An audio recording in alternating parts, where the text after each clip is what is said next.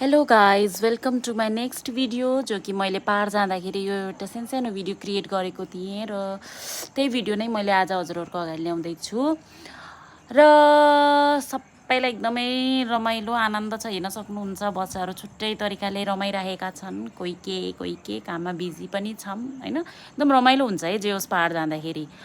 र अहिलेको सिस्टम कस्तो आइसकेको छ भन्दाखेरि होमस्टे भन्ने चलन आएको छ क्या अहिले हैन। मान्छेहरू छुट्टिने बित्तिकै भेकेसनमा जाउँ न भन्छन्। सो हाम्रो त छ अलरेडी, सो हामी किन पछि पर्नु त, हामी त झोलासोला प्याक गरेर आयौँ। पुरै छुट्टी जति अहिले होमस्टे गरेर नै बितायौँ भनौँ न आफ्नै घरमा।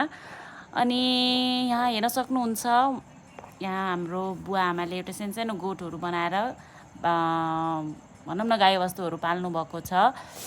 कति मजाका बाख्राहरू छन्, भैँसी छ। जे होस् पाहाड आयो भने चाहिँ फ्रेस दुधहरू खान पाइन्छ है। अनि भ्यूको कुरै नगरौँ, अनि अर्ग्यानिक खानाको त कुरै नगरौँ। यति हेल्दी खाना हुन्छ, यति फ्रेस एयर हुन्छ कि आधा रोग त यत्तिकै निको हुन्छ जस्तो लाग्छ है मलाई त। हजुरहरूलाई कस्तो लाग्छ?